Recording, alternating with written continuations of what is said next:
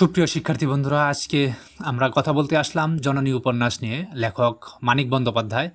মানিক বন্দ্যোপাধ্যায় বাংলা সাহিত্যের একটি উজ্জ্বল নক্ষত্র এবং তার উপন্যাস প্রতিভা এবং ছোট গল্প প্রতিভার যে পরিচয় পাওয়া যায় তা কিন্তু বাংলা সাহিত্যে বিরল। তার সহজ সাবলীল ভাষাভঙ্গির জন্য তার উপন্যাসগুলো আমার ব্যক্তিগতভাবে খুবই পছন্দের এবং খুব ভালো লাগে।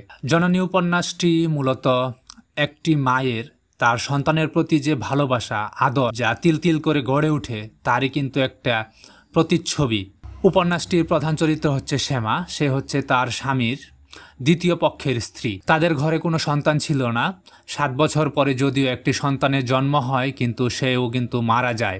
কিন্তু শ্যামা দ্বিতীয়বার আবার মা হয় এবং সেই ছেলে কিন্তু বেঁচে যায়। তার নাম হয় বিধান। শ্যামা তার পরবর্তীতে আরও বেশ কয়েকজন সন্তানের জননী হয়। শ্যামার সংসারে মোট 5 জন লোকের বাস। তার স্বামী একটু বাউন্ডেলে ধরনের। সে নেশাভান করে এবং মাঝে মাঝে ঘরে আসে না, বেশ কয়েকদিন ধরে বাইরে দিন কাটায়। তার নাম হচ্ছে শীতল।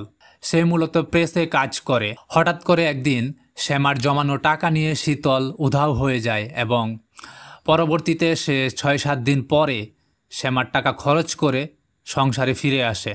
এরকম ঘটনা প্রবাহের মধ্য দিয়ে একদিন শ্যামার ভবঘুরে মামা তার সংসারে ফিরে আসে। শ্যামার বিয়ের পরে তার যে জায়গা সম্পত্তি ছিল সেগুলো বিক্রি করে সে কিন্তু দেশ ছাড়া হয়েছিল। আর এখন সংসারের শ্যামার এরকম পরিস্থিতিতে সে ফিরে আসে। এরই মাঝে একটি ঘটনা ঘটে, তা হচ্ছে শীতল তার প্রেস থেকে কিছু টাকা মেরে দেয় এবং সেই টাকা নিয়ে তার ছোট্ট মেয়েকে নিয়ে বেশ কয়েকদিন আত্মগোপনে চলে যায় এবং ঘুরে ঘুরে বেড়ায়। একদিন সে বাড়ি ফিরে আসে এবং পুলিশের হাতে ধরা পড়ে যায়। তার 5 বছরের জেল হয় সেই টাকা চুরির দায়ে। আর এদিকে বিধানের যে দাদু অর্থাৎ শ্যামার যে মামা, তার সংসারের হাল ধরে, কিন্তু সে তো ভবঘুরের লোক।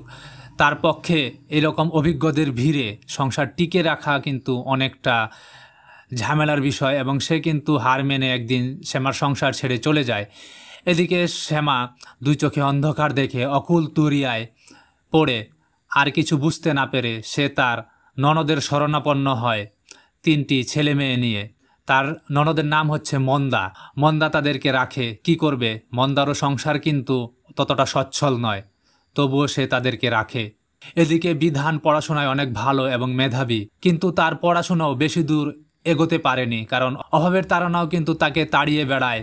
তার মন সব সময় খুঁজতে থাকে একটি চাকরি। যদিও সে একটি চাকরি পেয়ে যায় ব্যাংকে, তারপরে সে পড়াশোনা ছেড়ে দেয় এবং সংসারের হাল ধরে। তার মাকে নিয়ে আসে তাদের সেই পূর্বের ভাড়া বাড়িতেই, যে বাড়িটা তারা বিক্রি করে দিয়েছিল সেই বাড়িতেই তাকে নিয়ে আসে এবং শ্যামার পীড়াপিড়িতেই ছেলে বিধান অর্থাৎ শ্যামার সন্তানকে বিয়ের পিড়িতে বসতে হয়। তাকে একটি নতুন বিয়ে করতে হয়। তাদের ঘরে নতুন একটি মুখ আসে। সেই পুত্রবধূকে নিয়ে শ্যামার মাঝে কিন্তু টানাপোড়েনের সৃষ্টি হয়। তারপরও তাদের সংসার চলতে থাকে দুর্বার গতিতে, কারণ এরই নাম হচ্ছে মধ্যবিত্ত, নিম্ন মধ্যবিত্ত। শীতল ভবঘুরে থেকে এবং জেল খেটে শরীরে বেশ কতগুলো অসুখ জমিয়ে ফেলে। সেই অসুখগুলো তাকে আর নিস্তার দেয় না। একদিন হঠাৎ করে সে মারা যায়। তারপরে শ্যামা যে ঘরে তার প্রথম সন্তানকে জন্ম দিয়েছিল সেই ঘরেই বিধানের স্ত্রী একটি সন্তানকে জন্ম দেয়। এভাবে করে গল্পটি অর্থাৎ উপন্যাসটির সমাপ্তি ঘটে। উপন্যাসটি আসলে একটি মায়ের নানা বাধা বিপত্তি মোকাবেলা করার যে সমাজের চিত্র তার কিন্তু বহিঃপ্রকাশ। আপনারা চাইলে এই উপন্যাসটা পড়তে পারেন, খুবই ভালো উপন্যাস। ধন্যবাদ, সকলে ভালো থাকবেন।